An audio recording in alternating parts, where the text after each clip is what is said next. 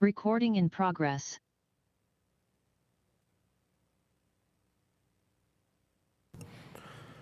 All right, I will call us to order. First, if everyone could join me standing, if you're able, for the Pledge of Allegiance.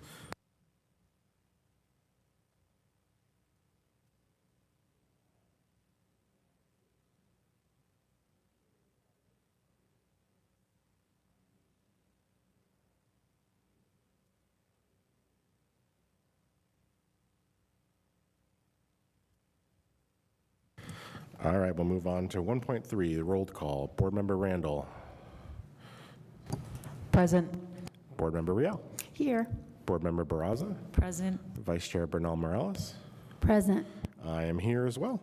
Moving on to 1.4, our land acknowledgement. Pima Community College acknowledges that we're gathered on the traditional lands of the Tohono O'odham and Pasquayaqui peoples who have stewarded this land since time immemorial. We recognize their enduring presence and contributions to this region. As we honor this history, we commit to learning from Indigenous communities and supporting their sovereignty, culture, and rights. Moving on to 1.5, I only have one card, so if anybody else is here that wants to speak, if you fill out one of those speaker cards, we can get those to me, but we'll start with Michaela Hayes.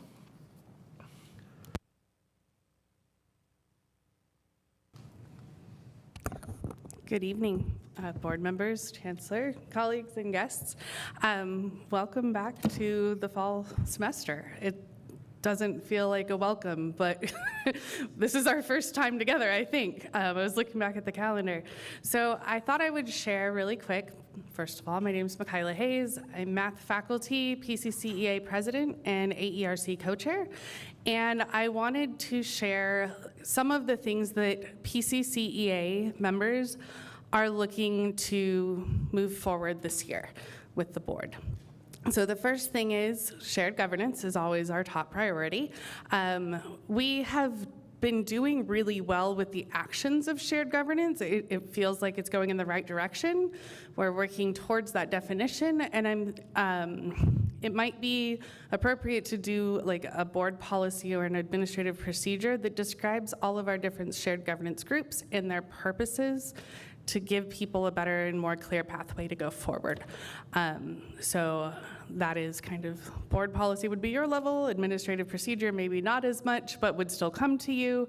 So I'm just putting that out there as an idea for you to figure out where you want your say to be on what shared governance is. It would also be nice to kind of have an idea of how much voice people should get in certain types of situations.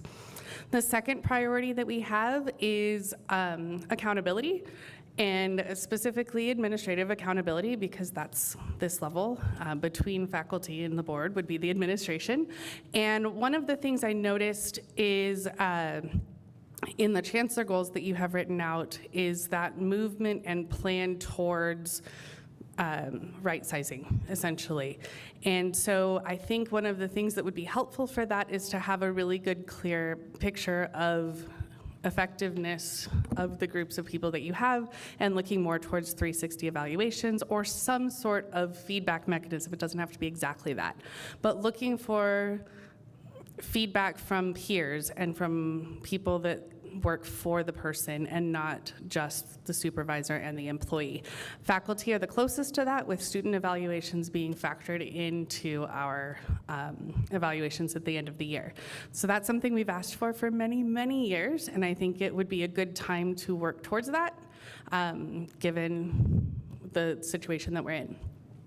The third thing that we are looking for is, of course, I'm going to blank on it at this moment right now, is basically representation for our time. I do a lot of work as faculty, or the union president, and a lot of that work is actually on behalf of the college, but the reassigned time that I get is only through AERC, and there's a lot more that I do, and I have a team of people that actually do work that aren't compensated in any way, and that work benefits the college. And so it's part of the shared governance conversation. It would be really great to look and see what could we compensate for time-wise that would help representation, would help community, and would help basically campus presence and faculty roles. And then the other thing whoa, that was really fast. The other thing I just wanted to mention is the AERC is working really well together with administration to really define what the faculty role is. And it's been a really great conversation, and you should hear more from us as we go forward. So thank you so much. Thank you, I appreciate it. Last call for public comment cards, otherwise we'll move on to 1.6. No? All right. Summary of current events by governing board members. Board Member Randall, do you have anything you want to share? Yeah, just very quickly, I just want to say welcome back to students, faculty, staff, to the fall semester. I think we're going to have a great year. And I also just briefly wanted to say I'm thankful for anyone who did work for the summer session. My kiddo took some classes, had a great experience. So thanks for everybody who gave up their summer to do that. All right, thank you. Board Member Real. Yes, definitely welcome back. I saw a lot of you at All College Day, and that was a great celebration. I would like to say thank you to Christy Camargo and her whole group. Whoever put that on, they did a great job. It's nice to see such positive energy going into the new semester. I just want to mention, those of you who know the crazy dream I have the beginning of every semester since I started teaching did not happen this year. So maybe I'm growing up, getting more resilient, I'm not sure. I wanted to let you know that I am recently elected to the Arizona Education Association retired group to their executive board. And you know, I've been receiving a lot of education from ASRS and a bunch of other retired organizations.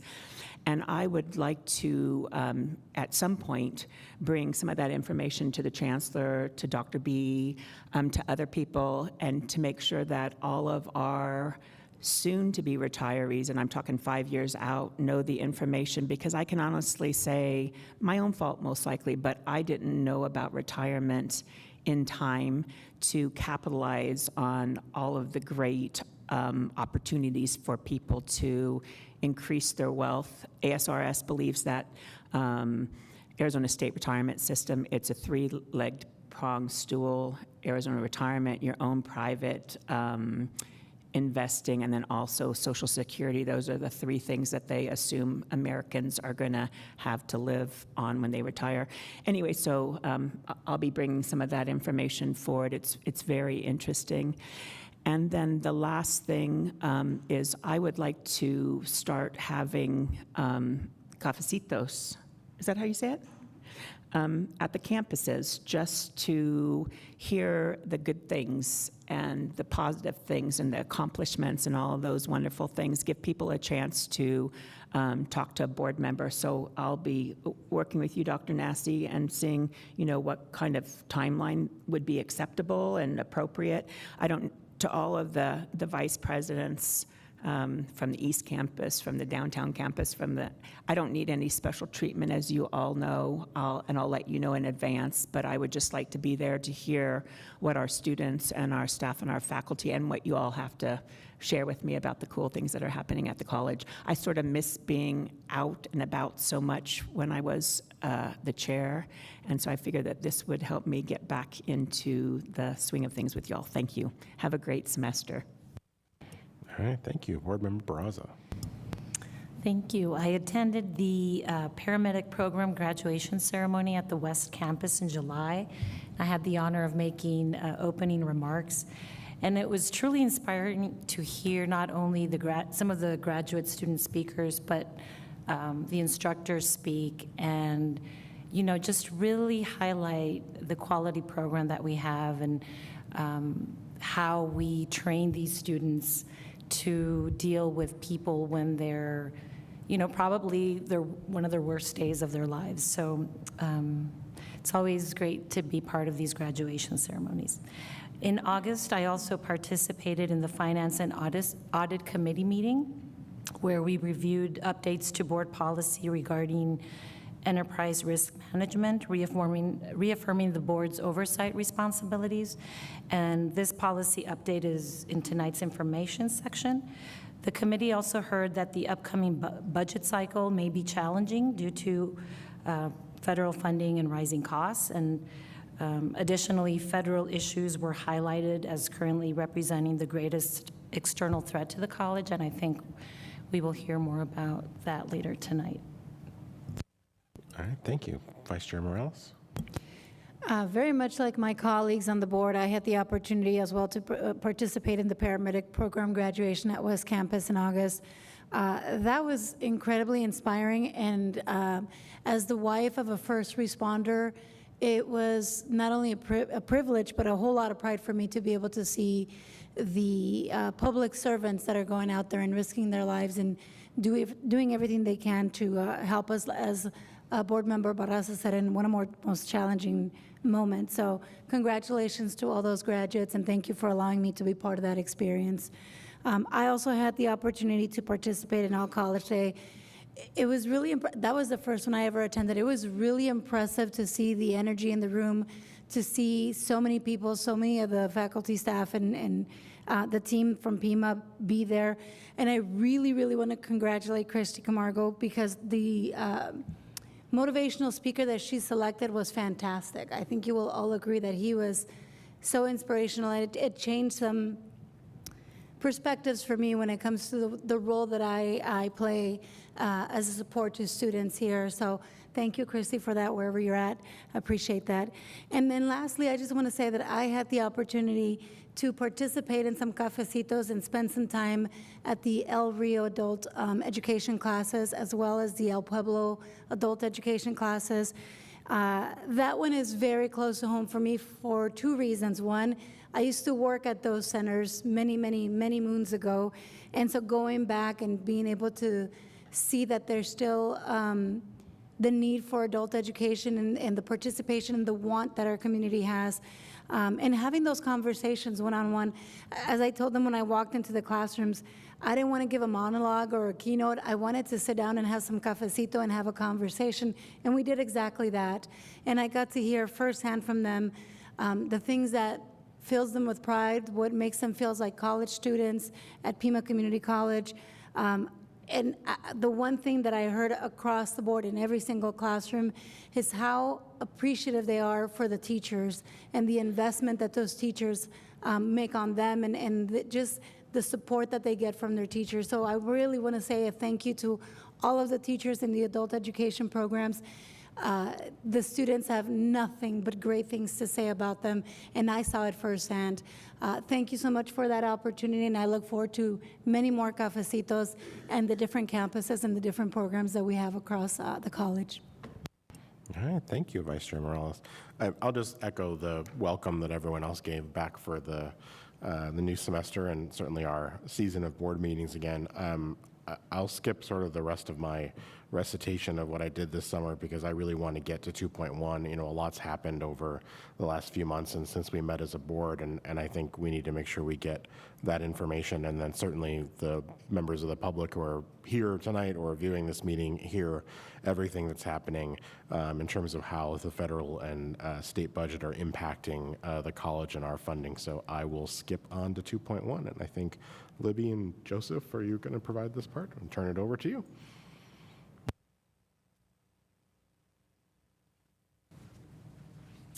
Good evening. I'm Libby Howell, and my colleague Joseph Mays and I are here to give you an update on what's going on in the state and the federal level. So I'm going to go first and talk about the recent state legislature activity, and then Joseph will take it on the federal. So this was a crazy session. It was a very, very tight budget, and the legislature was deeply divided, not just between parties, but within parties. As I think you all know, the Republicans control both chambers, but barely, and then the Democrats control the governorship. And neither party has a supermajority, so that can make getting things done pretty difficult. As you see in the presentation, more than 1,800 bills were introduced, and the governor set a new record, beating her own record, for the number of bills that were vetoed. And then we ended up monitoring about 54 separate bills that would have impacted the college if they had passed.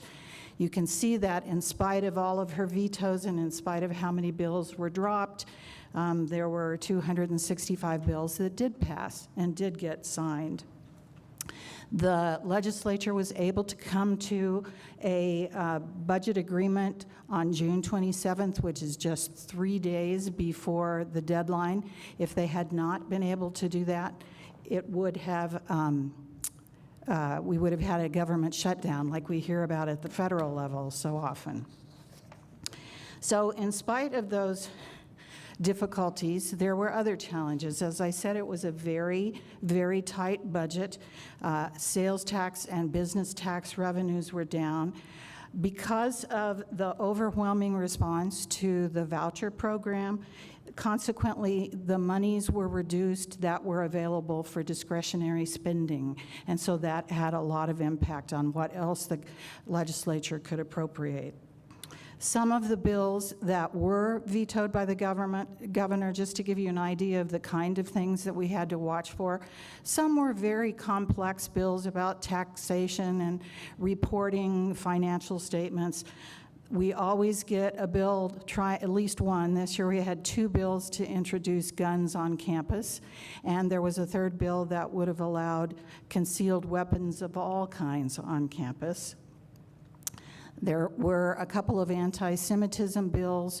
One in particular would have really restricted history professors' ability to teach about Jews and the faith in history class. There was a bill that would have imposed very much tighter deadlines on having to respond to a record request.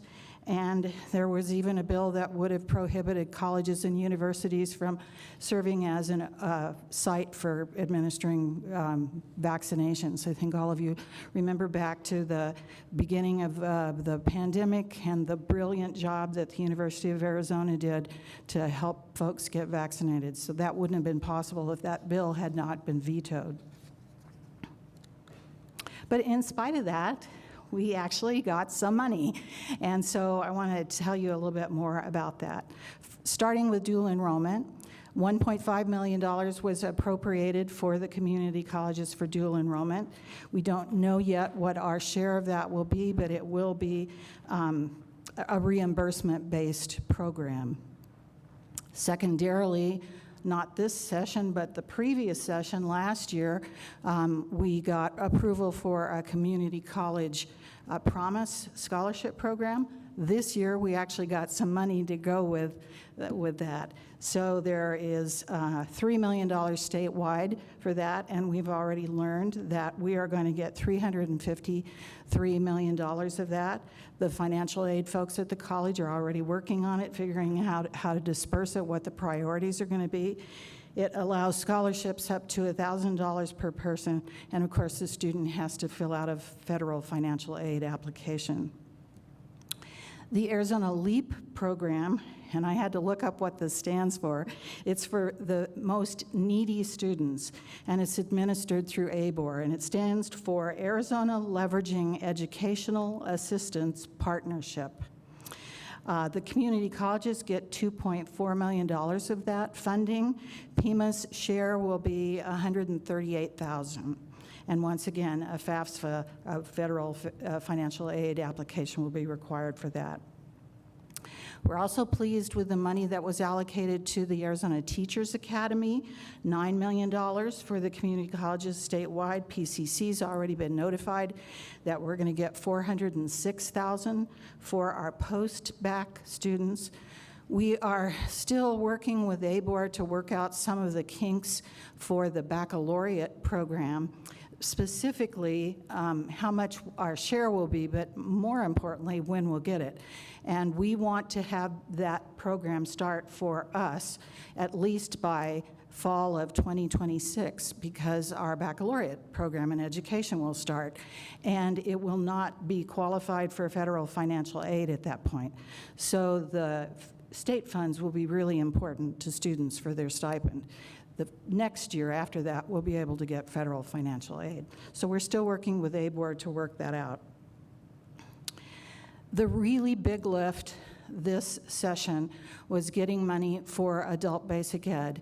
And you'll hear why, when Joseph comes up in a little bit, why any money for adult basic ed is incredibly important because of what's going on at the federal level. We were able to get $6 million statewide. Our folks have estimated they'll probably get between $1 and $1.5 million. And that's important because that's in addition to, I think you probably have heard of the WIOA dollars that were placed on hold and have finally been released that come to Arizona and are dispersed through the Arizona Department of Education. So this is a separate funding for that. The other thing we were able to change is get that money to change the legislation definition of who we can apply for reimbursement for. Now we can apply for reimbursement for any adult ed student, not just the students who are enrolled in IBEST workforce programs. The nursing program, which is Nurse Education Investment Pilot Program, which started a couple of years ago, it was going to be eliminated last year, and we had a couple of clever legislators who thought to get state ARPA dollars to use to fund that. We were able to get some dollars, not a lot, $1.5 million for that nursing program this year. We estimate that we're going to have $1.28 million, and the reason for that is because some of that money is carryover dollars from the first and second years. So we're adding that to this very much smaller allocation that we'll get this year. It's a very restrictive program, tells us exactly what we can do with that program. There's not a lot of flexibility in how we use those funds. And then finally, the last one, which is the big one that we're really happy, we always work very hard to protect our STEM and workforce funding. Most of that money goes for capital outlays because the equipment that's used by our STEM programs and by our workforce programs is so incredibly expensive. So I was looking at a list of stuff that we bought with the money last year. I think there's a robot in our robotics program that's like $100,000 a piece. The SINDAVers that the health professions folks use are about that expensive. We paid $180,000 to renovate hangar number 1 at the Aviation Technology Center so that it's as up to speed and can do all the stuff that hangar 2, which we built a couple of years ago, can do. So it all goes to really good use. We're up about $87,000 for this year for that. So what's next? As I said, our financial aid folks are already working on the Community College Promise program and how we're going to administer that and what our priorities are going to be. We're working to clarify those funding mechanisms for dual enrollment, adult ed, and the Teachers Academy. We've just already heard from nursing, so that's taken care of.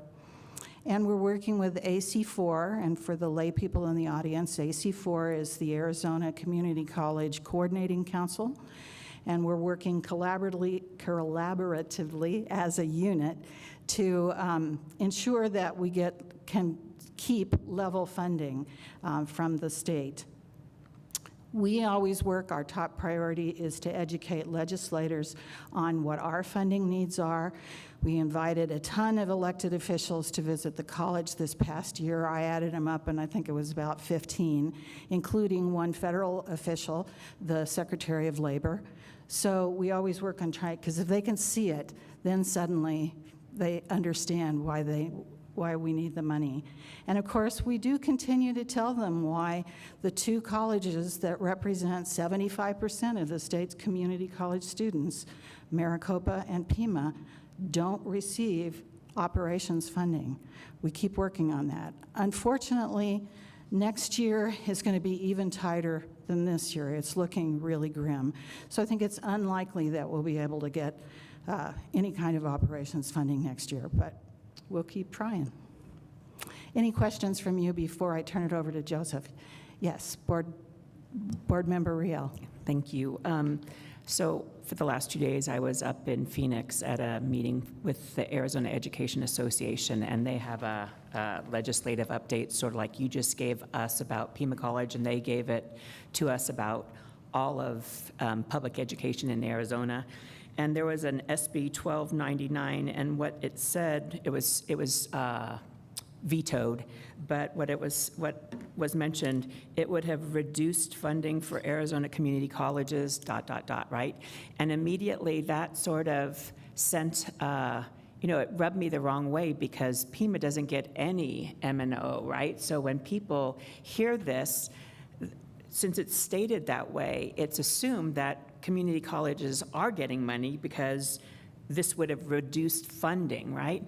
And so I think what you just said at the very end is so important, that we always make that statement that Pima Community College in Maricopa, maybe just say Pima, right? Since we're from Pima, Pima doesn't receive any funding. So that's, I think I'm going to encourage everybody to do that when you talk to elected officials or even people in the city, because if they read this, right, they would assume that we're getting funding because it was vetoed that we would lose it.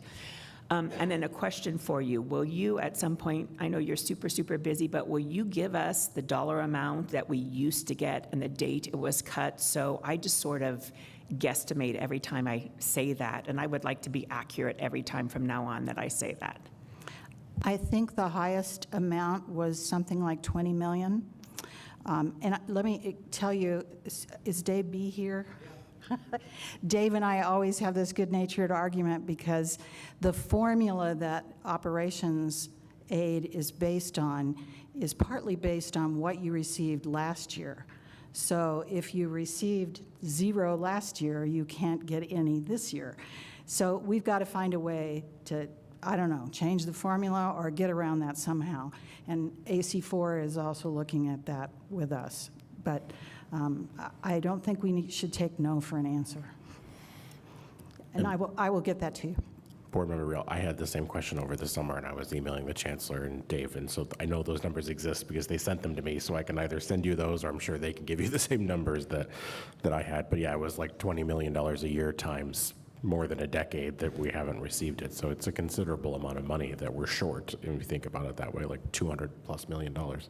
The other colleges have really gone down in their funding as well, but not to 0. Okay, Dr. with B, that, do you I wanna- will, yeah. Sorry, hang on, let Dr. B address that, and then I think Carla has Libby, stay there though, because I think we have another one for you. Real quick answer to the question. So before the funding got reduced, before it started, so it didn't get reduced in one shot. It was reduced over a period of years. We were getting $20 million in operating, so consistent with what Libby just said. $3 million, again, I'm rounding both of these, $3 million in what at the time was called capital funding. That name got changed to STEM funding. So when you hear the number for STEM, that's analogous to what used to be the capital funding. So we used to get in total about $23 million for operating purposes. And then now it's $1.5 million-ish. For STEM. And one just last thing, for Libby, sorry. All of those numbers that were written there, those dollar amounts, that was for the entire state. That wasn't what Pima College was receiving. No, but in most categories, we know what we're receiving. So if it's helpful, I'd be glad to get that to you as well, so you know exactly what it is. Okay. Board Member Morrell. That was actually my request, because I was going to say, thank you so much for the state allocation highlights, but could you give us a slide or maybe a table that shows what is allocated to Pima? You bet. Any other questions for Libby? Board Member Barraza, yeah. I'd just like to say that I've heard back from legislators who have met with staff and have toured facilities, and they were all very complimentary, so thank you for all your hard work on that. Thanks, that's nice to hear. Yeah, thank you for your work. I've had conversations over the years too with the governor about our funding as a college. She's come down for events a few times, and every time I've had a chance, I've sort of pulled her aside, and I will say, she's expressed to me anyway that she's supportive of the idea of restoring funding.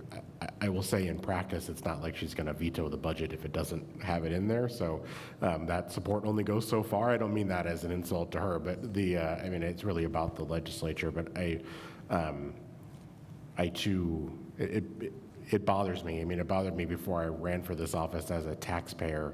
I know you can't do anything about this. This is just my little soapbox moment, but it bothers me as a taxpayer that, I'm paying taxes into the state, and I have no problem that those taxes support Coconino and Arizona Western and, all the others, but I want my community college and my community to also receive benefits of that. So it continues to boggle my mind that that funding hasn't been restored. But I think, just a comment, for all of you, but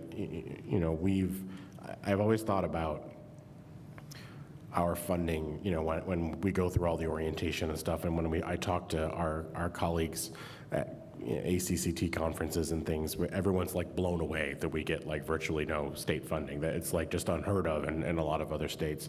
And so I've kind of developed this analogy in my head that we're like balancing on two legs of a three-legged stool, and have been for a very long time, that we have tuition, we have property taxes, we don't have the state funding. But I also think that, in a sense, my impression has been that the institution has been sort of waiting for that to be restored, as if that's a realistic possibility.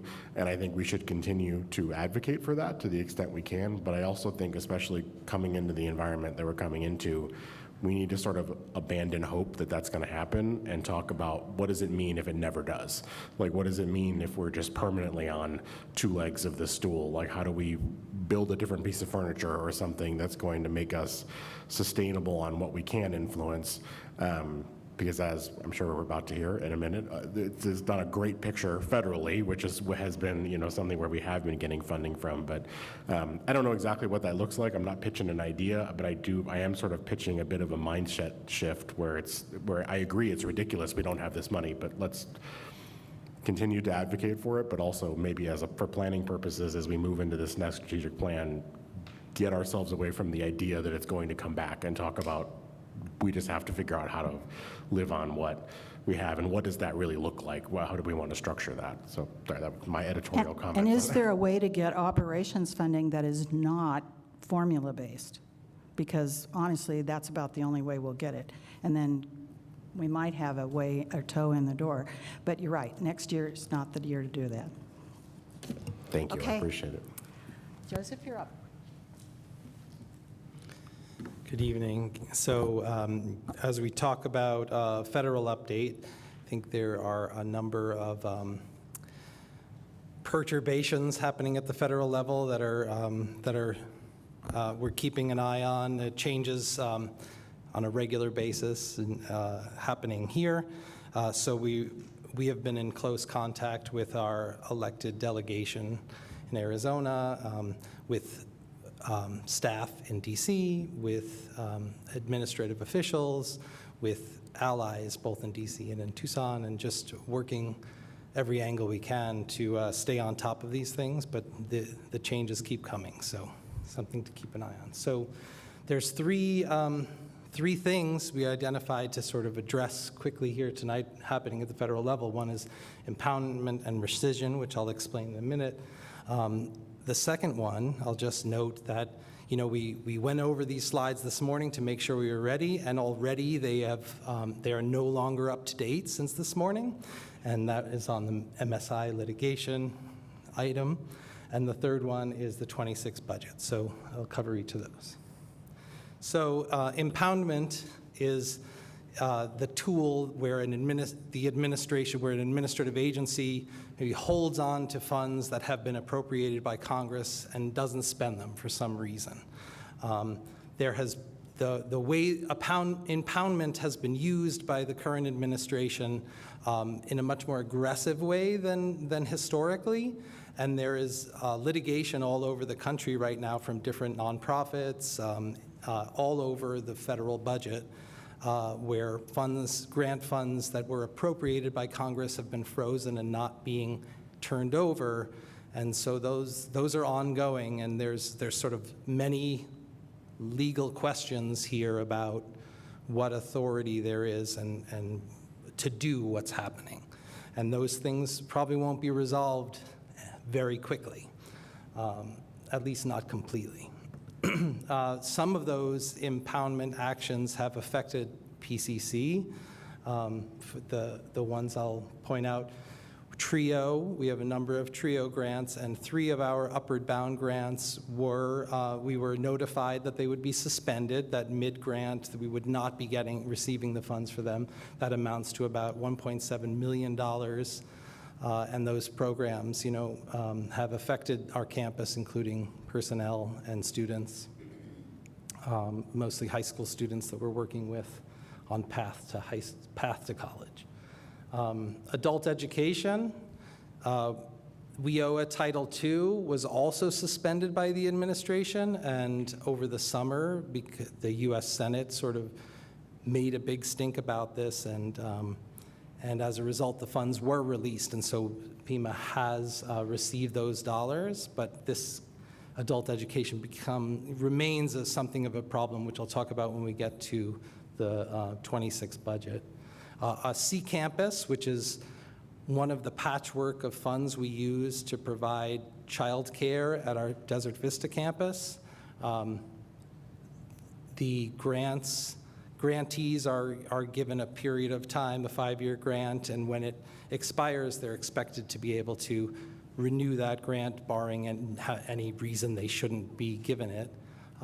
This year, our grant ended, and the new grants were never published or posted to apply for them, and so we were unable to apply for those grants. Another thing that's happening is this idea of rescission, which is the idea of pulling back funds through the big rescission packages that have happened. So far in Congress, there was a rescission package unrelated to Pima, but with foreign aid and sort of public broadcasting, where the administration asked the Congress to sign this bill to remove those funds, take away previously appropriated dollars, and that bill passed. And so we've heard word that there are other rescission bills in the works. A lot of those are sort of on the shelf right now because we're in the budget process. This budget period is ending. But in theory, with the way the rescission can work is that the budget that is passed and the appropriations bills that are passed by Congress, they can, which requires a filibuster-proof majority in the Senate and, the House, and an agreed-upon language that's signed by the president. If they choose to do a rescission bill, they can choose to pull back funds for whatever it is they're looking at, and because it is a reconciliation of a previous appropriation, it only requires a thin majority of the Senate. And so that is becoming a sticking point, actually, in budget negotiations right now, is the idea that you might sign a spending bill with sort of a subtle intent to take some of those dollars back later. So this, with minority-serving institutions, there is ongoing litigation in Tennessee challenging the idea of using funds based on the race or ethnicity of the student population. The Department of Justice decided that they would not represent the government defending in this case. Pima Community College is an HSI and designated HSI, meaning that we have more than 25% of our students identify as Hispanic. We have currently about $10.4 million in active grants based on our HSI status, and about a little over $4 million of that remaining. It's important to note that those grants that we get for HSIs are used for all of our students, not just Hispanic students. It's used for entire student population.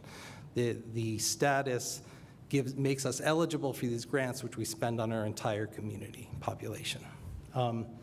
So the Department of Ed made an announcement this morning essentially saying that they believe that HSI grants are illegal and that they would stop spending money on these programs. There is some qualifications. They said that they would be notifying institutions today. As far as I know, our college has not received any notifications. That doesn't mean we're off the hook here, but we're still waiting to see the impact of this. But this is a thing happening right now at the college. Okay, and then the last thing I want to talk about is the FY26 budget. In a previous board meeting, I had mentioned that there was the skinny budget from the administration that called for a number of cuts that would impact the college. Since then, this summer, the Senate passed an appropriations bill. On the appropriations line, it's called Labor, Health and Human Services and Education. It's a big package of bills related to those agencies. And the Senate largely, at least as far as Pima is concerned, level funded many of the programs that we care about. The House subcommittee on Labor, HHS, and Education also passed its own last week, which yesterday the full appropriations panel voted for, that would make some very significant cuts. It does not do everything that the skinny budget asked for, and it protects TRIO, and in fact has a small increase in dollar amount for Hispanic or minority serving institutions. But it completely eliminates the adult education program. It does not fund the C Campus program. So those are two big areas that the college cares about. Now, I want to point out adult education, a very big amount of money that's very important for the college, and we've done some incredible things as Vice Chair Bernal Morales, you've seen yourself. And that's a big risk. It's a large amount of money. But I want to sort of point out that compounding that risk, that a big portion of our advocacy in the state in making sure the state invests in adult education is that to be eligible for those federal dollars, the state has to spend a certain amount of money in order to receive the match from the federal government. Now, one of the risks here is if the federal government does, in fact, eliminate adult education dollars, this may not just affect those dollars. It will take away one of our strongest arguments for the state to spend these dollars as well. And so when the state is feeling crunched with their budget, it may be the low-hanging fruit that they can also take away. What's happening with the budget is we're in a tricky place because September 30th is the end of the fiscal year for the federal government, and so that's shutdown land, right? So there's a lot to do between now and then. The Labor HHS bill is just one of many appropriations bills that all get put into a single package or are passed separately, but this process is very complicated. And so the talk right now is that there will probably be some sort of a CR, continuing resolution, meaning that there'll be sort of a continue current funding in place while we figure out a plan. The appropriators are calling for a short-term CR, maybe till around Thanksgiving, to be able to negotiate and go through the process. The administration has, and some allies of the administration in Congress have been pushing for a longer-term CR that sort of pushes away the fights on the budget. And there's some concern that that may signal keeping, a budget that looks fairly similar to what it is now, with the sort of in the back of the pocket, this rescission possibility of pulling funds you don't want to spend away through a simple majority. So I always carry the bad news. Any questions? Joseph. Yeah, Board Member Randall. Chair Taylor, thank you. If it looks like we're losing that $1 million for C Campus, how are we currently continuing to fund the program right now? Or how do we plan on doing it? So the dollars for C Campus run out on September 30th, and we will not have those dollars. I don't know, I think I'd probably leave that question to Dave to say how we're, do you know? I think I know. Is Edgar here? Did he leave? Yeah. My understanding is they have some outside sources. It primarily pays stipends to the parent students, and they have some outside student sources that they, encourage the students to go to. That won't cover all of it, I think. Dave, is that partly right? Yeah. Board Member Randall. Yeah, we're working through a number of options to try to maintain some level of service. It'll be difficult to do what the C Campus grant did, but we are exploring. In fact, we had a meeting this week with a potential donor, actually, who might be willing to fund some aspect of it, but it's a work in process. Sorry, just follow up, and maybe this isn't the right place for this, but I mean, we kind of have a mosaic of funding for that child care center, like PEEPS funding and Head Start and Right. some other things. Okay, thank you. Any other questions? Yeah, Board Member Peraza? Chair Taylor, Mr. Mays. The HSI grants, you mentioned that there was 4.1 million still at stake. Is that over the course of like 3 years, or is that at stake for this year?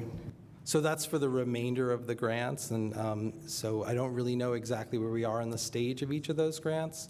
Some of those grants are, how they're funded. Maybe the drawdown is monthly. I don't really know the details of that, but it's definitely grants that are in progress. Thank you. Other questions for Joseph? No? Well, I'm going to get on a soapbox again, but so first of all, thank you for the work that you're doing with our federal partners, but it strikes me, and it's just a tragedy that this is the place that we're in, that there's just a series of disinvestments from the federal government in programs that enable economic mobility. And at the end of the day, the college is an engine for that, and I'm proud that the college is an engine for that. And at least in my part, I'm glad we're exploring options for childcare and other things, but I also want to set expectations for people who are watching. There is no realistic way that we, out of our assets minus these grants, can just sustain all of these programs as is without those federal dollars. It's just not possible. I mean, we might be able to keep some variation of some of these programs so that we can do some things locally to invest in programs that we know lead to economic mobility for our students and our community, because I think that's something important, and it's a value that we share. But whether these programs are going to be funded or not, again, just to set expectation, people who are watching, is not up to us. It's not up to this board. It's not up to this institution. It's up to our elected officials in Congress and the presidential administration. So I would encourage people, if you feel strongly about this, to make your voices heard to those folks that, just by way of example, we've had conversations with Congressman Siscomani. He's the co-chair of the Hispanic Serving Institutions Caucus. So this isn't always about party lines. I would encourage people to, contact whomever your elected officials are and advocate for those programs, because if we get in a place where all of these things disappear, as much as any of us might want to see them continue, it's just not financially possible for that to happen. So we're going to be in some place where we have to make some really difficult decisions because of decisions that are made higher up in the federalism chain than we are here. So, but just to leave with that message, it is just so discouraging and disheartening to see so many disinvestments in really effective programs in driving economic mobility that benefit individuals in this community every day. So it's hard to see, but it's not your fault. Just the information you have to present. So thank you for the work that you're doing. May I just Yes, comment on what you said? So not only is it economic mobility, but these are human lives that we're talking about, human capital. When a family gains intellectual knowledge, everything about that family continues to improve. And if we're cutting these programs, it's not just finances, but it's also the livelihoods and the lives. I mean, I guess livelihoods is money, but it's happiness. It's being able to put braces on your child's teeth if they need them, on and on and on. So it's harming humans also. I can just add that, we a big part of our efforts is to bring some of those stories of some of the experiences of our students and also the impact at the college and the community of these programs, and just to try and put a face to the programs as we bring them to our elected officials, many of whom are doing what they can to try and make sure these dollars continue to flow. Any other? Sorry, go ahead. Yes. Chair Taylor, something that you had mentioned earlier when we were talking about the state legislative budget and maybe potential not great budgets in the future. I had been talking to a policy person a few weeks ago, and they brought up an interesting point. And I think to your point that we should be maybe having a discussion about what permanent, not having state funding looks like. I mean, it's been a while already. But that the state has chosen to be revenue poor. And I mean, we know that that's true. Hearing it framed that way is really interesting. But as we are kind of scrapping for limited resources, I just think that that's a reality that we have to kind of discuss. And I'm really glad that you brought that up. I also really appreciate your presentation, as I always do. Things change so quickly now, and even though you're always coming and bringing us the good news, but I really appreciate that you bring this to us and that we get these updates. Thank you. Thanks. Sorry, I remembered something else that I wanted to say too, but it's kind of the uncertainty that kills us. Like, this is why I find the rescission conversation so frustrating, because sorry, I didn't mean to do that. At least if you know something's bad news, you can make decisions and move forward based on what it is. But it puts us in this position as a board where we're making decisions, and even if money gets allocated, we don't even really know, because they could just decide at some point it's gone. Like, it's really difficult to make forward-looking plans for an institution when dollars that at least historically have been fairly secure. I mean, there's always annual budget discussions, but I can't remember a lot of discussions over the last few years where they've dipped back into the previous budget to pull money that they didn't like. So now you're scrambling to spend it before they can take it back. And it's just a nightmare scenario where it makes it so difficult to move forward in a positive way. And like I said, I'd rather, good news would be great. I'd love good news, but I'd rather have bad news than just this limbo that seems constant where we just don't really know what's going to be there or not. But that kind of underscores what I was saying before about, having honest conversations going into the future as we do this strategic planning about what does it look like to, I hate to say the federal government has become unreliable, but they've sort of become unreliable in this situation. And what do we need to do if we can't consistently rely on federal or state dollars? What can we do as a community with the revenue streams that we have access to make investments in the proper places? And again, it just kind of kills me to say that. It's heartbreaking that we're in that position, but I really feel like that's the reality of where we are. Any other questions? I do have a question. I just, for clarification, we've had some of the TRIO grants were canceled, but not all of them. That's correct? Yes, that's Chancellor? right. Yes. Yeah, so we have 10 TRIO grants. 3 were what they called non-continued, and the board chose, right? We kept funding 2 of those, 2 of the 3 through our own pockets. There are 4 that were continued without funding, but we are hopeful that they will continue funding, and we are actually maintaining them through college funding. And so we are hopeful at the end of the day that 7 out of the 10 this year will remain active. Thank you, Chancellor. I had the opportunity to speak to a woman who was an Upward Bound student and spoke, not here, up in Maricopa County, but she spoke really highly of the program and credited it with being able to achieve a higher education. So, I mean, we all know how important it is. Thank you. And just one last thing to your comment, Chair Taylor, is that I know that, the uncertainty has been difficult and, it's caused a lot of stirs around campus, but I know our leadership has done a lot to try and keep things moving and try and make that uncertainty as stable as possible, where we can find ways to sort of step in until, for as long as we can and keep some stability inside that uncertainty. Thanks. Thank you. I appreciate that. Everyone that's been involved with that. The more stability we can bring to our students and their families in an incredibly unstable time is great. So thank you. And I know at some point all of this overwhelms even our ability to be able to do that. So I appreciate your work. Any other final questions or comments? I'm sorry, I have No, one more please, go question. ahead. Chair Taylor, Mr. Mays, a question for you.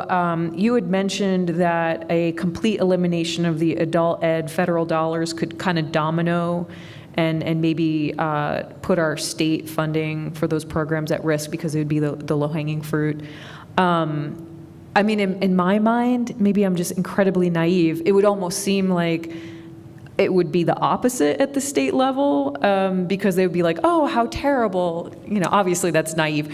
Please, make me more cynical. Why would it do the opposite? Well, so certainly that will be our argument, is that that funding is very important, that it is part of a workforce engine for our state, and that the state really needs to step in should that federal loss happen. I think what makes it more difficult, what makes the argument more difficult, is that as Libby mentioned, the state budget year over year is getting, for now, seems to be getting tighter and tighter, and so they're needing to cut things. And then one of our strongest arguments in going to the state to get them to support adult education at the levels they have is because of that number triggers the grant from the federal government. And if there's no longer federal trigger, that argument disappears. All right, any other questions or comments? Thank you. Thanks. Even if you're the bearer of bad news, we appreciate it. It's good to see you. All right, let's move to 2.2. So we're going to do this section a little differently this time.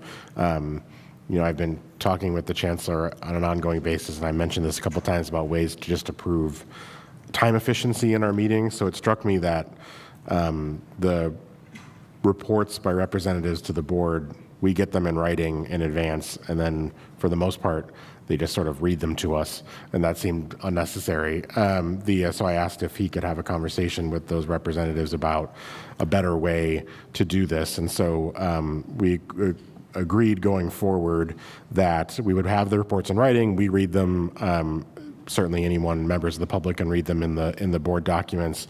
We would not have them read to us by the representatives, but they do have to submit those, and there's a time gap there. So we provide those representatives opportunities to provide any new information that weren't included in those written reports, and then opportunities for the board to ask any questions that they had in those reports. And just sort of in general, I've said this before, before this time, but I would certainly encourage all those representatives of the board, if you ever have feedback for us on things that we're considering as the board, things that are on our agenda, I would love to hear that in these reports in terms of the groups that you represent, so that we can make sure we're taking in different perspectives as we're considering these things. So I know there's no student report this evening, but we can move on to the adjunct faculty report from Sean Mendoza. Sean, do you have anything to add? If not, then I'll open it up for questions. Yes. Good evening, Chair Taylor, Chancellor Nancy, members of the board, and honored guests. At the adjunct faculty meeting on September 5th, during that meeting, we were fortunate to hear from several guests Acting Provost Dr. Ian Rourke, Faculty Senate President Denise Riley, and the instructional designer Rachel Wigg. We greatly appreciate Dr. Rourke taking the time to meet with us and to deliver the Provost report. His remarks highlighted a number of initiatives and partnerships that the college is pursuing within our community. Of special note was the United Way Cradle to Career initiative, which underscores the institution's commitment to student success through meaningful collaboration. I want to thank Dr. Rourke for recognizing the important role adjunct faculty play in advancing both student learning and the mission of the college. Our second guest, Faculty Senate President Denise Riley, provided an update on Faculty Senate elections. She encouraged adjunct faculty to consider leadership roles, either by nominating a peer or themselves, and reminding us that these positions are indeed compensated. This year, the position of adjunct faculty chair will be open, and I will once again be seeking to serve in that role. I'm hopeful that my peers will once again place their trust in me to represent their interests to the administration and the board. We thank Denise for her leadership and her dedication to all faculty across the college. Our final guest, Rachel Wigg, presented an updated adjunct faculty toolkit.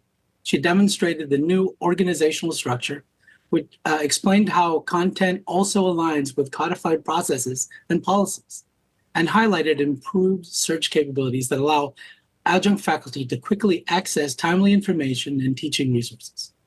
We're grateful for Rachel for her work in enhancing this important resource for all adjunct faculty. And in the remaining time, we heard brief updates from Patrick Moore, Derek Merchant, and also Kate Schmidt on their work on the AERC. Jessica Tinkleberg, Executive Director of the Teaching and Learning Center, also invited new adjunct faculty to participate in the inaugural Adjunct Faculty Institute, AFI. It's an important program designed to provide new colleagues, our colleagues, with the knowledge and skills that they need to be successful here at Pima and to support student success. Also, Diane Miller was also in attendance to remind us that the Faculty Resource Center and its services are available to all faculty. And she welcomed everyone to visit and to make use of this support and the resources offered there. And in closing, I want to say that as we approach September 11th, one of our nation's darkest days, I'm reminded that it is the simple, everyday acts of care for our families and communities that keep the light of a hope alive. Thank you to our board members, administration, and college leaders for the work you do to safeguard our students' dreams amid the uncertain realities of today. And this ends my report. Thank you, and thank you to all you and all our adjunct faculty that serve our students so well. Any questions? No? All right, thank you. So moving on to our faculty report from Rita Lennon. Rita, is there anything that you want to add beyond what's in the written report? Nope, I am here to just answer any questions should you have some from this submitted report. Thank you. Any questions for Rita? All right. We appreciate it. Thank you for you and all the work faculty. I have a quick comment. Yes, please go ahead. Look at her cool T-shirt. That is cool. I was actually distracted by the background. That's a great picture of the mountains. I didn't even see the T-shirt. All right. Let's move on then to the staff report with Don Harp. Don, is there anything that you want to add beyond what's in the written report? Is Don online?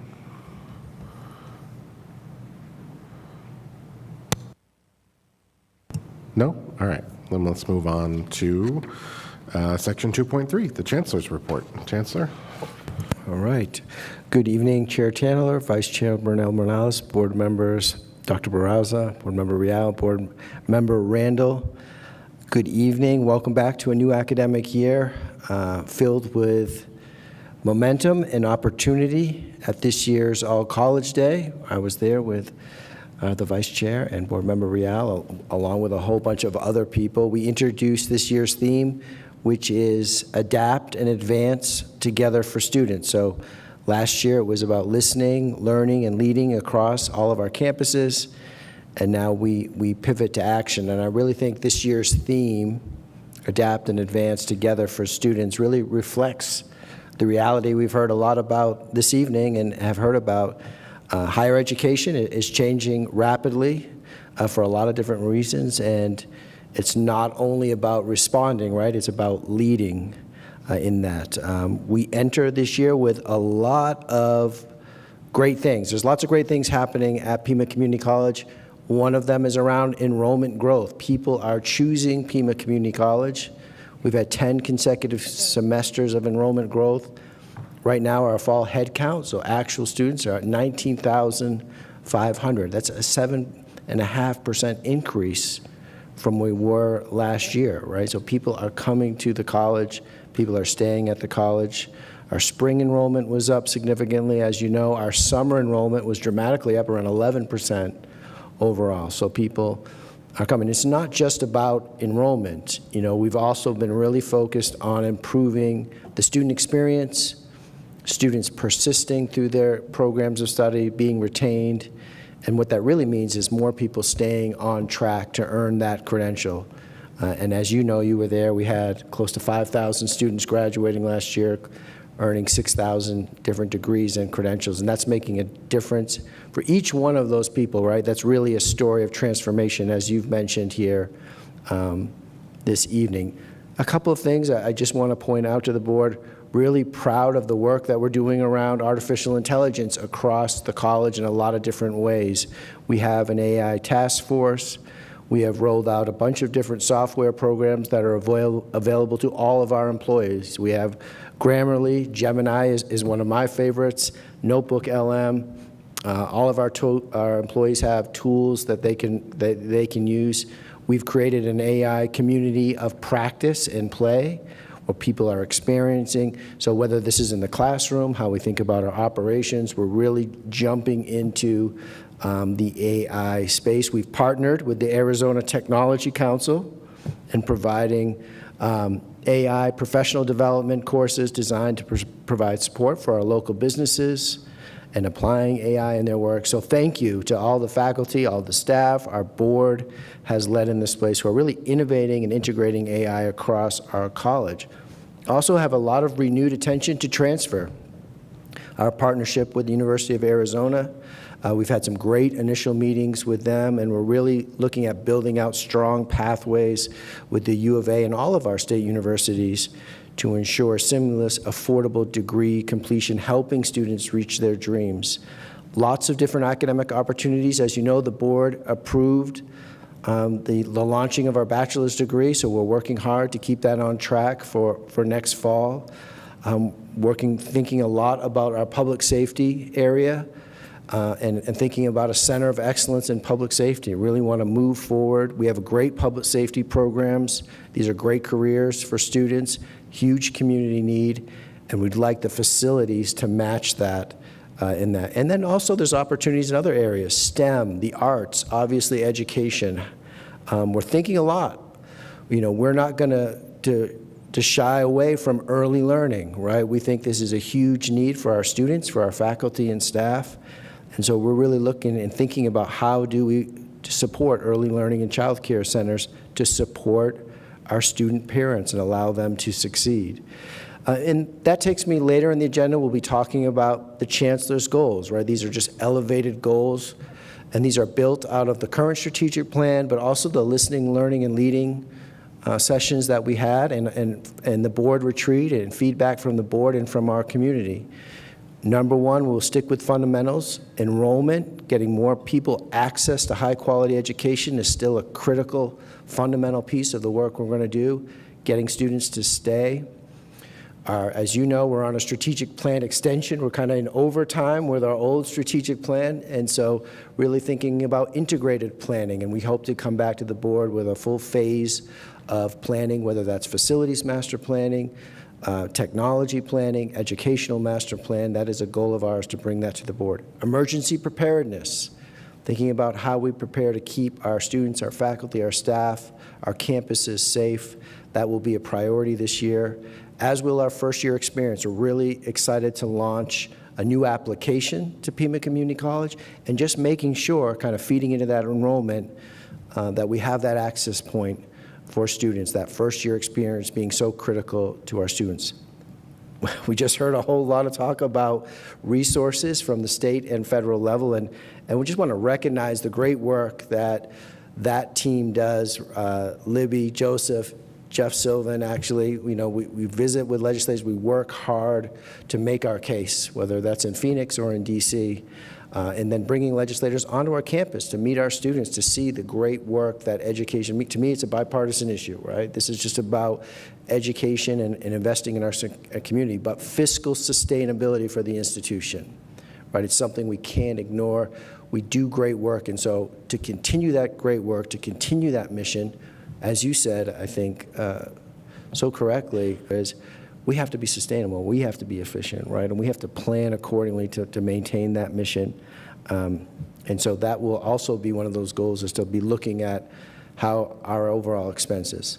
And then finally, with all of that said, capital investment. We have these challenges, we have this mission, but we need new facilities, right? We have a real need.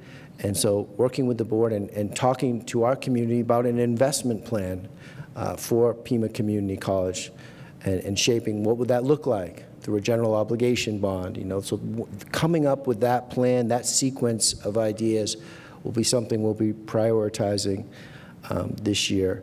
We just received a newly released economic impact study, and that's the other thing. Yes, there's the difference it makes in our community. The economic impact study from Lightcast we just received for overall community college, but Pima Community College specifically, $1.3 billion in total economic impact annually to our area. Alumni, $1.1 billion added in regional income. Students receive close to a 3-to-1 return on investment for the dollars that they invest in their education here at Pima Community College. So we're going to get that word out. I've shared that with the board, but we will further that message. At the same time, navigating these challenges, right? There are real challenges. Great work, I thought, on the state budget this year. We know we did get some funding, and I'm proud of that work. But we know, right, there's a lot of uncertainty. TRIO programs, as we mentioned, and other federal support. The adult education conversation that Joseph brought up scares me. We're really the largest at-scale provider for adult ed, right? We are helping people really advance in adult ed, and so that funding is critical to us. And so thinking about how do we support those programs? How can we create resources for those amazing students? As our vice chair mentioned, we were out there just this week, and these are amazing students, and they are grinding after work, getting their education, and so how do we support those families? So we will move forward together, and it's going to require courage. There's new realities in enrollment, technology, workforce demand, and so it's all about doing it together, right? That's that united together for students. And while these things are happening, I think that's important for our community, right? Is that we are united, right? We are together for our students and taking accountability, of course, accordingly. Some of these things are beyond our control, as you mentioned, and so I think it's really important that we are united in moving forward in this direction. So, Governing Board, thank you so much for your leadership, your partnership, your expertise is just so great. It is a pivotal year, certainly for Pima Community College. But together we will not shy from the fight. We will embrace the challenge. We will continue to transform lives across this great community, adapt to change with purpose, and advance with determination. And with that, I will close. Any questions or comments for the Chancellor? Yeah, I just have a comment, Chair Taylor, Chancellor Nassi. I just wanted to thank you for coming to address the Flynn Brown cohort 2025 last week for our higher ed session. I think we had panels all day, university researchers, policy folks, legislators, and overwhelmingly the community college panel was a crowd favorite. Your colleague at Maricopa Community College said, what did he say? We have 100% acceptance rate. And I think that kind of set the tone for that panel. When we were looking at some really hard numbers, the community college panel really hit well because we're where the rubber meets the road. So thank you for doing that. Any other questions or comments? No? All right. Moving on to section 3 in the agenda. These are information items for the board and members of the public. I have a quick question. Yes, I'm sorry. Go ahead. Dr. Nasty, I would like to say that you and I spoke last week, and I asked you about that language in the ERM board policy about the governing board having certain responsibilities for overseeing the activities of that ERM. And I just, I'm still concerned about that. So I don't mind that it's here, but at some point, can we have that discussion with all of us, what that means? Because if I'm not aware of what my responsibility is as far as that goes, and Greg and I have been here the most time, maybe none of us know what that means. Yeah, so just for clarification, it's the Enterprise Risk Management Administrative Procedure 4.03. Certainly, right, I think we can have a detailed discussion on risk management at large. I'm looking to Jeff because that kind of falls under his area. Will you and what remind the me board's role to, is Teresa, there. in future agenda items when we get there to add that for something? Just remind me again at the end that we have that so we document it in that section too, yeah. So just a quick procedural note. So that's listed on here for first reading. It will absolutely come back to the board at a future agenda for discussion and vote. But what I'm hearing is we probably need more of a discussion session first, address whatever questions or concerns there might be, and then do the vote. So we'll keep that in mind, but for sure it's coming back to the board for discussion and action. Yeah. All right. Anything else? No? All right. Moving on to section 4. This is the consent agenda. Is there a motion for the consent agenda?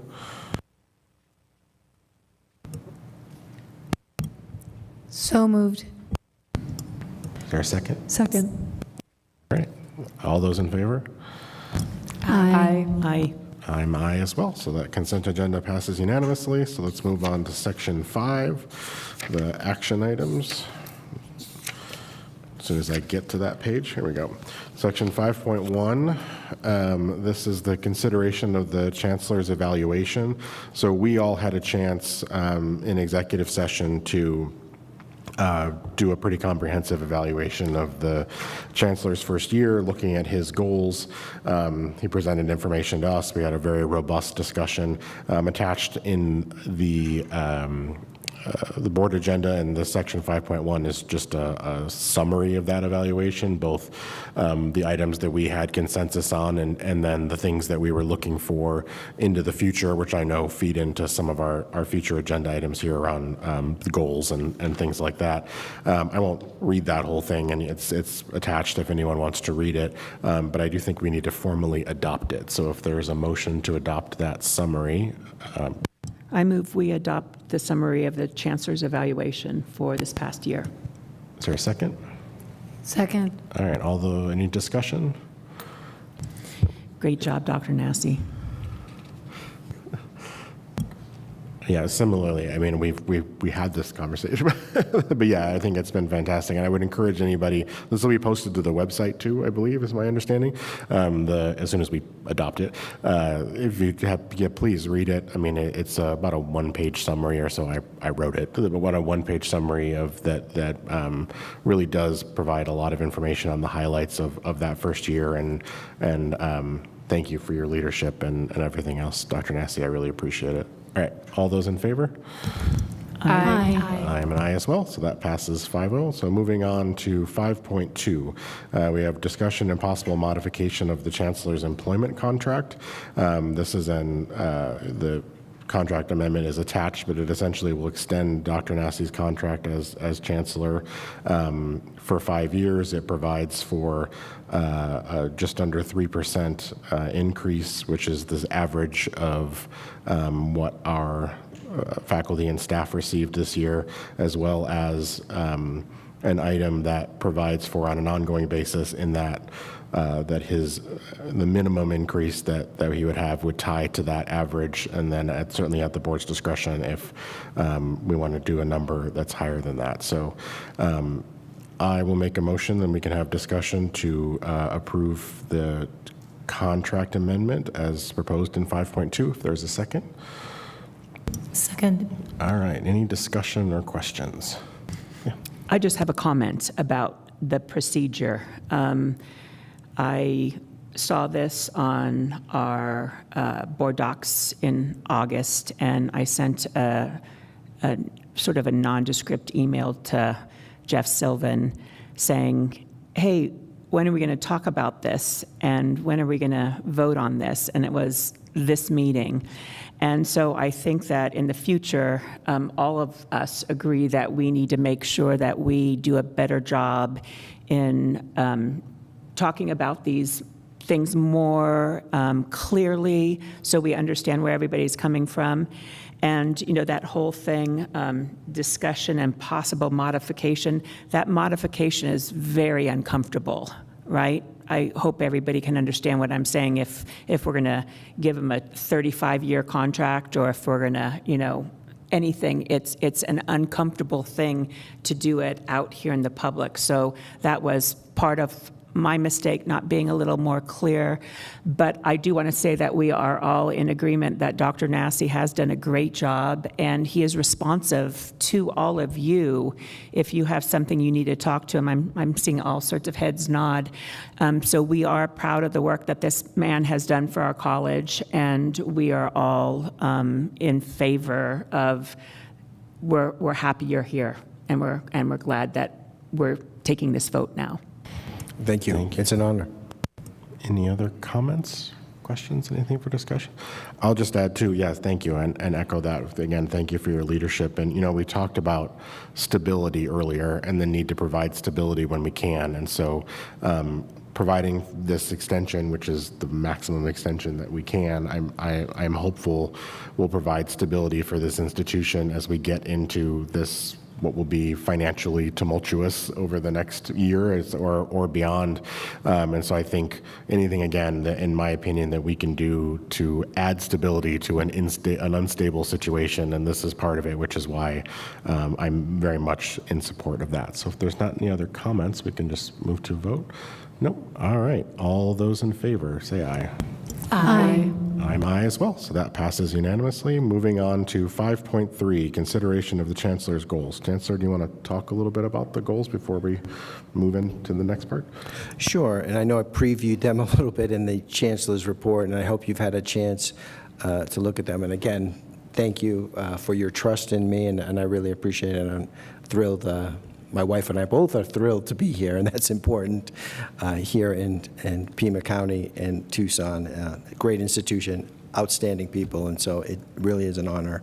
So just quickly, again, on these goals, it was about taking feedback and thinking about what's right. And the Chancellor's goals are annual goals, right? So this is what do we want to get done this year. Last year when I arrived, right, it was, you know, really do a good job with HLC, grow enrollment, and work on communication. And those things still important, right? Accreditation, communication will still be happening. I'll continue the listening and learning sessions across our campuses. But number one was continuing that idea of access. So some of the things we've done is we've reorganized, you know, we now have a dedicated recruiter for the top 30 of our draw high schools, right, which was not the case, and we'll continue to try to put resources toward just traditional recruiting out of high schools. But then there's also how are we integrating what have traditionally been called non-traditional learners, but I think they're becoming more traditional, but adult learners, students outside of high school, and how are we bringing them into the institution. That'll continue to be a framework of, you know, one of the things that drives this goal is, you know, when you think about Pima County, and just think about our graduating seniors, right? 47% go to a college. That means 53 don't go to any college. And of course, that's who I think about. Who are those folks graduating from high schools who are not picking up a certificate program, who are not getting into one of our transfer programs, whatever the case may be. There's such great value there, and so we'll continue to build on that. People, look at the targets here. How do you get to the targets?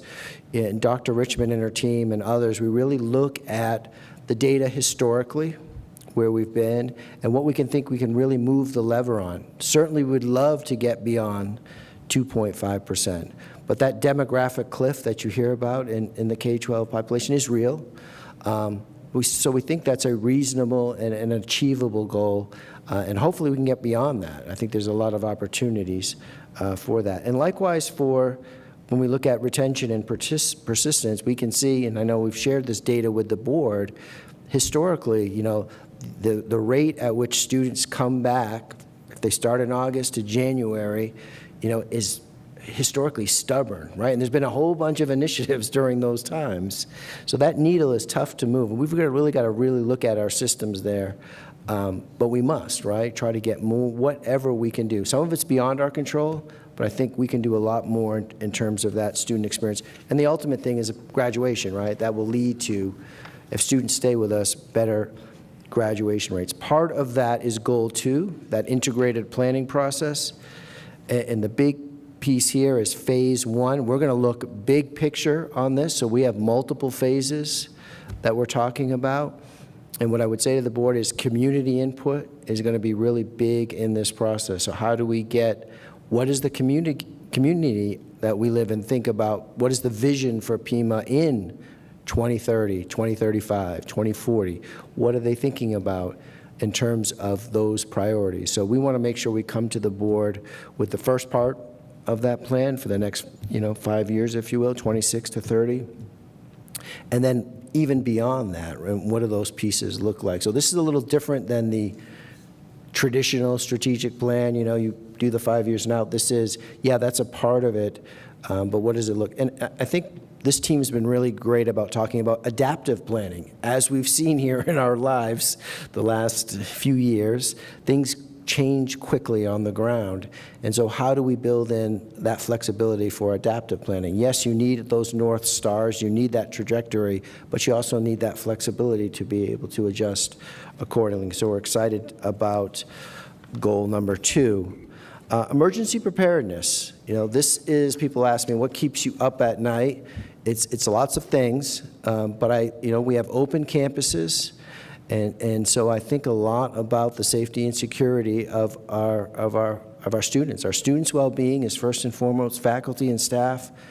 And so accidents can happen, and that's everything, from tripping on a stair to what we see and we have 9/11 tomorrow, right, into greater tragedies. And just, are we doing everything we can to prepare around emergencies? So that is a priority of mine, and we'll continue in that. So coming to the board with our emergency operations plan and seeing what that looks like, going through drills and tabletop exercises. You can't control all of those variables, of course, but we can control our level of preparation. Chancellor's Goal 4 is to prepare for a fall launch of a new college-wide first-year experience, what we call FYE. And that really brings together this idea of reaching out to families. One of the things on the agenda today was intergovernmental agreements with several of our school districts, so we can better tell our story to the families of Pima Community College. That's huge in front of getting in front of families. So from all of those points, through coming to the college, we've heard too much about some of the challenges of signing up for college, and that can be very difficult. Financial aid, which program do I pick? How do I pick my schedule? All of those things, we really want to maximize and innovate in this space, that first year experience. And so we've got a great team, Dr. Irene Robles-Lopez and her team, Dr. Ian Rourke and his team, combining and working through what does a new FYE, and so we'll be excited to bring that back to the board for their review. And by the way, this is traditional credit programs, this is non-credit, this is all of those areas. Chancellor's Goal 5, I mentioned, this is about safeguarding our core mission and ensuring organizational viability.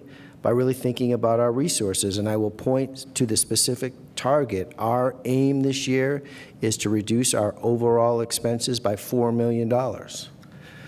That's something I think we can do, and that's going to take a lot of thoughtful planning, methodology. Where can we gain efficiencies at the institutions? And, by the way, difficult decisions.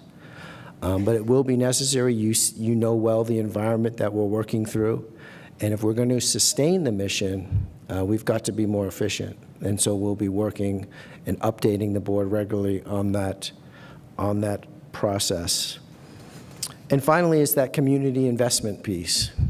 And again, I think about going out to our 29th Street Center and seeing our paramedics kind of crowded into small classrooms. Pima has amazing facilities in a lot of areas, and certainly our first responders deserve those amazing facilities as well. And are there other opportunities? When we think about early learning, are there things we can do with our spaces? One of the things we're talking a lot about is how do we guarantee work-based learning experiences for every student at Pima Community College, right? Internships, apprenticeships, externships, job shadowing, all of those are, we know, are great, meaningful experiences. And so what can we do to create infrastructure for all of our students to have those really invaluable learning experiences at the college? So those are the 6 big priorities from the Chancellor's goals. I'm happy to answer questions, of course. And then, after the board's guidance on these, of course, each individual unit also has goals that go, well beyond these and more detailed in scope. So, and once these are approved, we'll get those details too in terms of how your team are going to operationalize each one of these things. Yeah. All right. Any questions or comments? I asked that, once we approve these, he was talking about how the teams have to do more detailed operational planning for each one of these things, that we'll get to see what those plans are for each one of the units in order to be able to achieve these, and he said yes. Once we approve this, because if we change something in here, it can cascade down to those other things. So yeah. Questions, comments? I do have a question, Dr. Nassi. So for I like these goals. I think they're in alignment with the things that we thought you would do for us when we hired you. So thanks for sticking with us. That goal number 6, what is the timeline? We're not holding you to this, but in general, is this something that is going to happen quickly so we can get a move on, or is this something, obviously the goal isn't to actually get it to be passed by the voters. I understand that's not what you're saying, but what's the timeline that we can expect? Yeah, so the specific target here is we would like to come to the board with a detailed plan, an investment plan to consider. We have February at the very latest. We were talking today, we'd probably like it before the holiday break, would give us more time. Depending on what that plan looks like, and by the way, the board will help us shape this plan. That won't be the end-all, be-all. You'll be part of the process throughout. But if we're thinking about a November 26 general obligation bond, which has been part of that discussion, yeah, we'd want the board to say, hey, this is the plan that we want to go forward with at least by February. So to answer your question, pretty quickly. And then my second isn't a question, it's a comment. I appreciate that on the Chancellor's goal number 5, that it says $4 million in ongoing expense savings as opposed to a budgeted savings, because I think those two are very different numbers, what we budget to spend and what we actually do spend. So thank you for that. All right. Any other? Yes, Board Chair Member Taylor?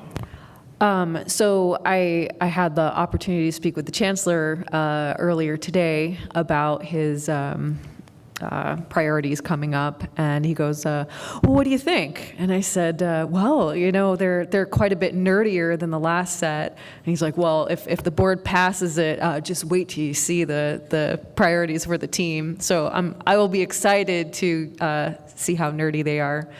But I really do appreciate it. I feel that all of us, I feel very heard for what came out of our retreat and our conversations. These really reflect a lot of those conversations, and I appreciate it. Thank you.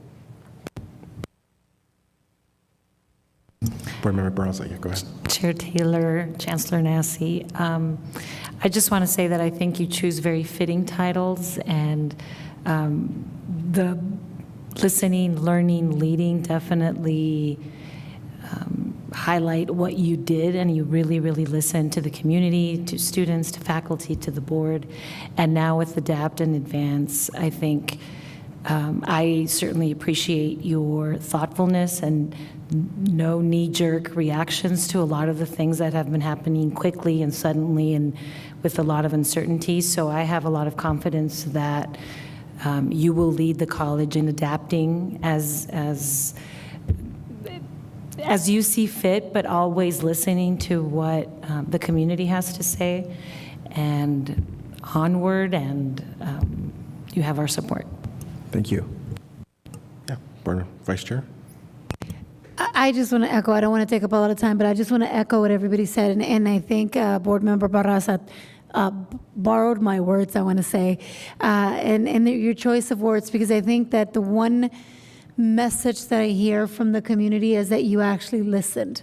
And I know I said that to you as well, so I appreciated that it was part of your strategic alignment selections on there, that you actually put the part that it's the listening, learning, and leading report, because I hear that from our community. One of the things that I often hear, and that I tell you that I hear from community, is that you are approachable, that you are listening, and that you show that you care. So again, I echo what my colleague said, and thank you so much for everything you're doing for our community college. Thank you. Yeah, I'll echo the same. I think these are great. I mean, they incorporate the feedback that we've talked about over the years with, the items that are in those listening, learning, leading reports from the first 100 days that is really an amalgamation of not just, I think, what us as board members were looking for, but what the community has been articulating that they're looking for, and I think an honest acknowledgement of the situation that we're in, in terms of our financial situation and what's been happening, especially federally, but the state as well. And just for my own appreciation, in Goal 1, I know so much of my mental energy around what the colleges has focused on enrollment since I've been on this board, wanting to see that, and I'm so glad that we're in our 10th semester now of increasing enrollment. But certainly in the conversations you and I have had, you've underscored how important that retention and persistence piece is, and maybe even more so than the enrollment. That where those are students that are already here, so let's make sure they stay and they graduate. So I thank you for that continued focus for the institution. And then it definitely struck me too when you look at sort of Goal 5, Goal 6, the juxtaposition between sort of like the realism of Goal 5 in terms of getting us ready for where we need to be financially sustainable, and what that's going to mean. I've beat up Dave B. up here more than once over these last few years about the expense side of the equation and doing things there. So I'm especially given the situation that we're coming into, that's going to be even more critically important. But I know I was sort of dashing hope earlier about the state funds, but I do think Goal 6 is the hope. Like this is a pathway potentially for us to, as a local community, make the right investments in this institution to serve our students and provide those economic mobility opportunities and other things. So I am really excited and hopeful to go down that path and then see if this community will come through. So thank you for putting all those together. Thank you. Any final comments or questions? No? All right. Well, then let's, I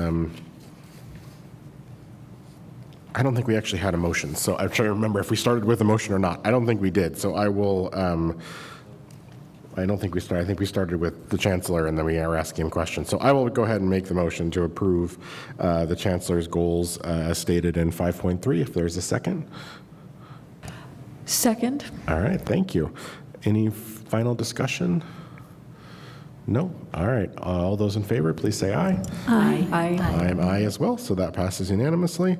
So let's move on to 5.4, the discussion and possible vote on selecting a PCC representative to serve on the City of Tucson's Housing and Community Development Department's Program Coordinating Committee. So the short version of this I think the letter is attached for those who are listening, but we were asked by the City of Tucson if a board member or a representative of the college, although I think they are looking for a board member, would be interested in serving on this committee. I know there's at least 2 of you that have told me you might be interested, so one of those 2 was not me, so I will remove myself from that process. But if anybody wants to nominate themselves or talk about why you're interested, we can do that. Or if no one is, maybe we can talk to the college leadership about someone from the college who might be interested. Is there anyone who's interested in serving on that committee?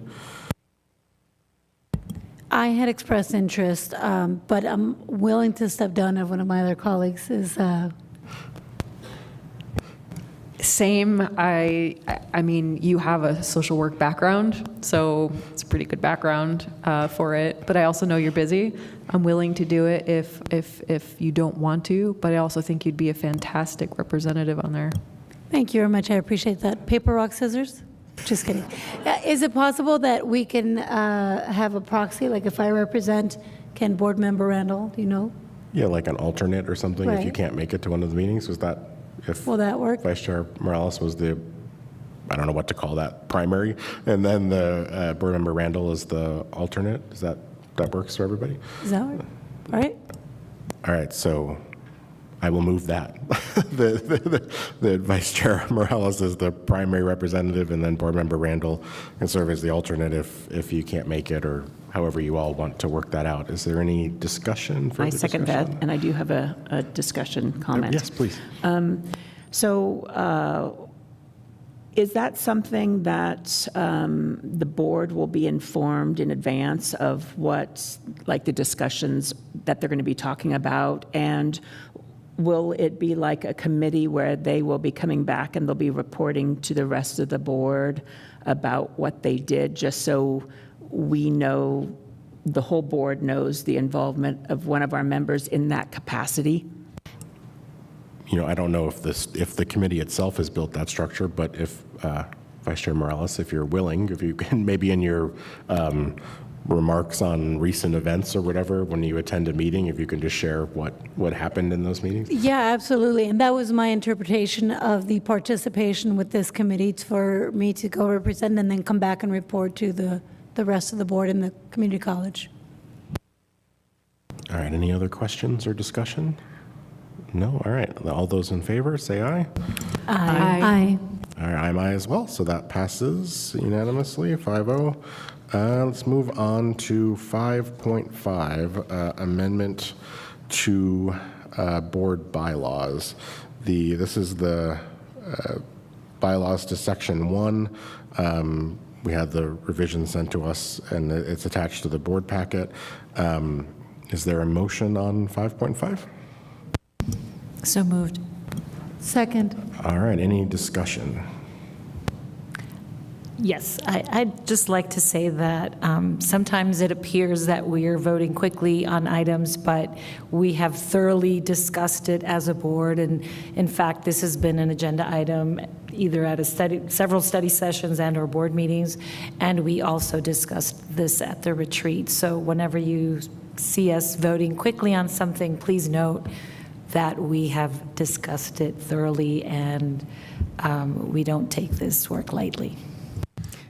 And additionally, you can read through these and see all the different times that they've been amended and changed. And, we may be back in 3 months when we realize that we need to tweak another one. So it's not that we didn't do due diligence, it didn't rear itself at that time. All right, any other discussion? No? All those in favor? Aye. I'm aye as well, so that's unanimous. And moving on to 5.6, Isaac, you want to come up? I think you have a presentation for us before we make a motion discussion.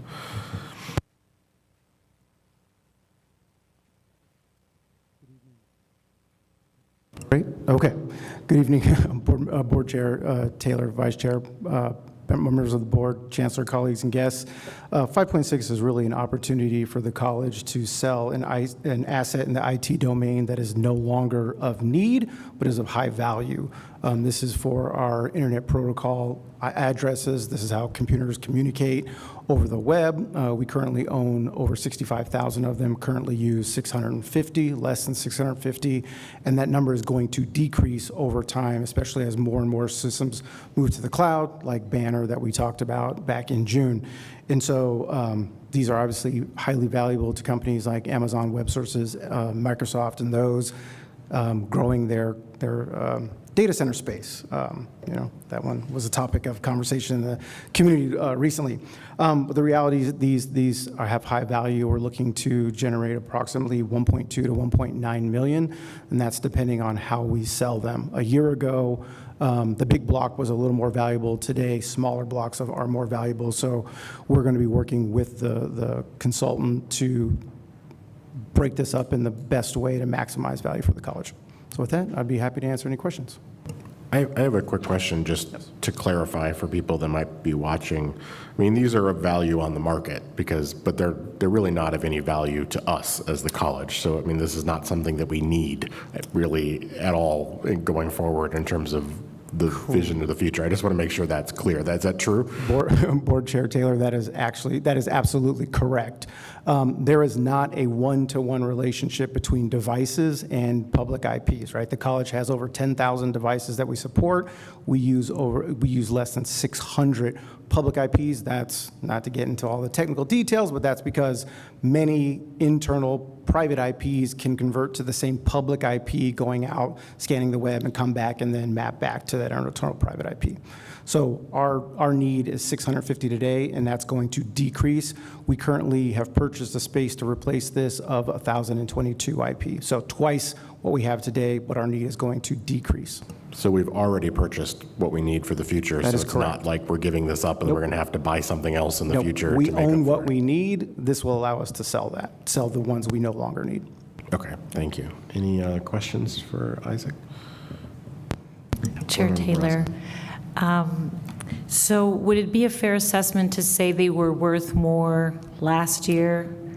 And does their value decrease if we hold on to them and say sell them next year or in 2 years? Great question, Board Member Barraza. Yes, they were of more value. The big block as a whole was more valuable a year ago. And so it's a commodity on the market. Obviously, there's a limited, a finite set, and so it's going to, like a home price, it's going to go up, it's going to go down. Holding on to them, the likelihood that they go up in value is not, it's a gamble, but the time is ripe to sell them. Yep. Thank you. You're welcome. I appreciate that, and coming from the Arizona Technology Council, I understand exactly what you're saying, and yes, absolutely, it is a depreciating asset, so we want to get on top of that. Which leads to my question, do we have an idea of a prospect or how soon these could be sold?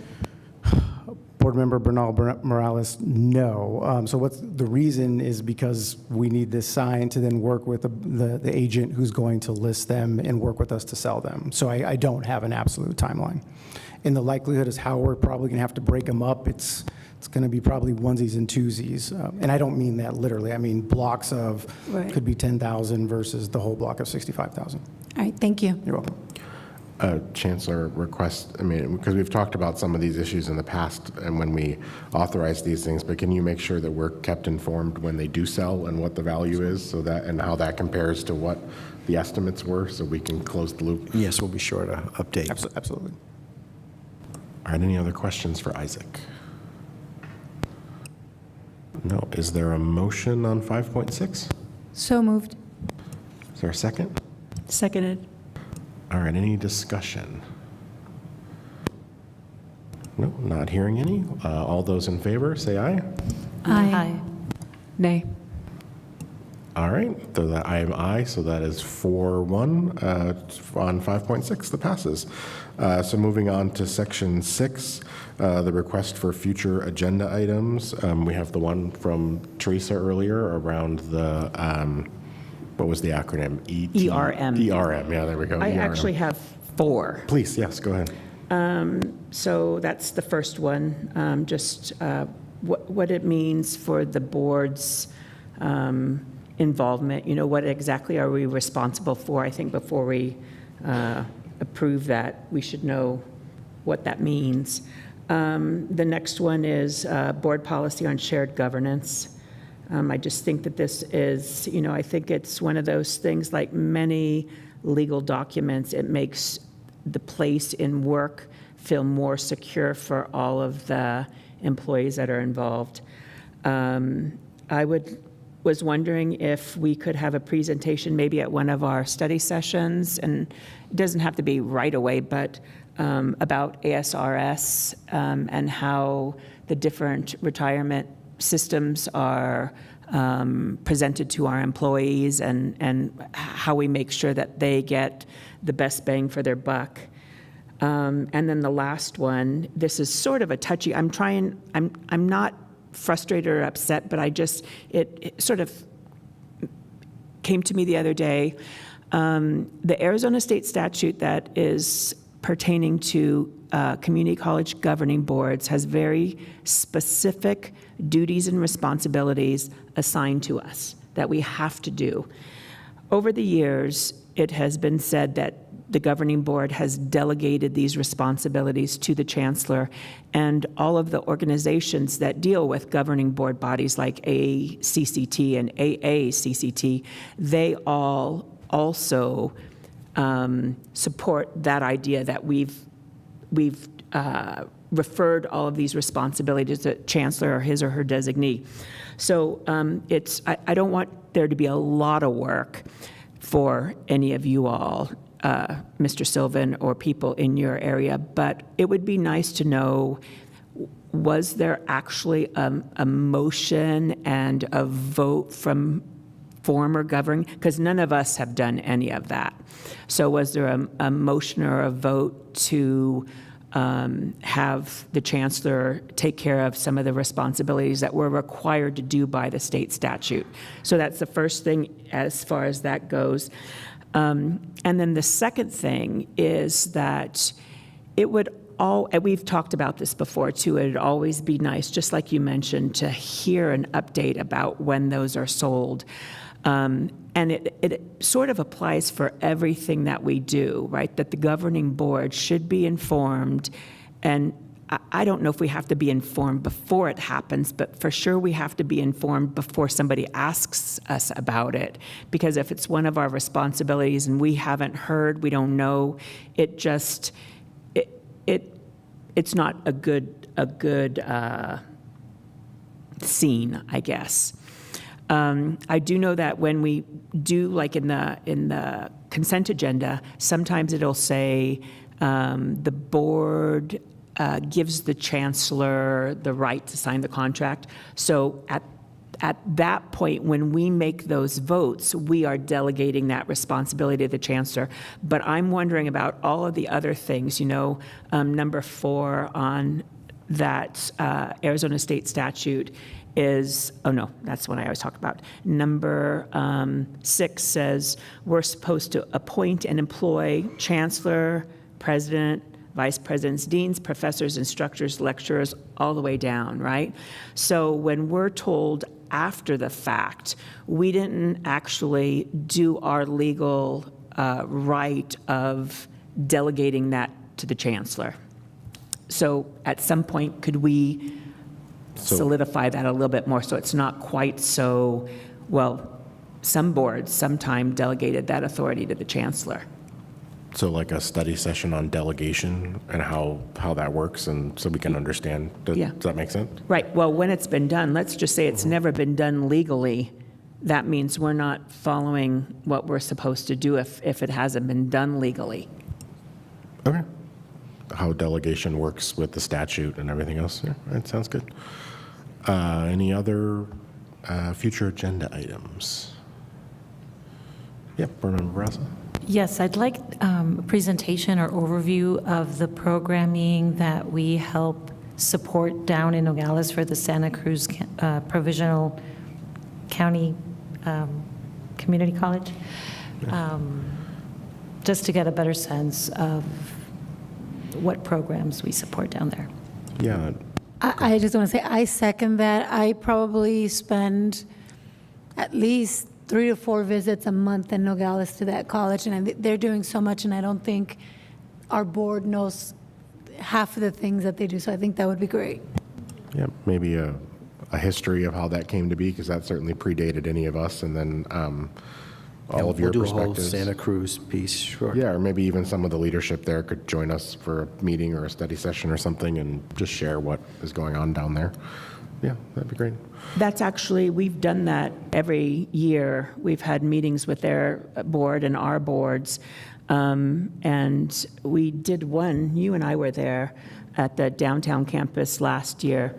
But it is, it's really, like you say, it's an honor for us to be able to support the education that they're sharing with those citizens down there. Yeah. Yeah, it's great. Maybe we can do it at one of the public meetings so that our viewers, however many we have of those, the public can see and understand how that relationship exists as well. Cool. Any other future agenda items? No? All right. With that, we've reached number 7, which is adjournment. So I will adjourn our meeting. Thank you.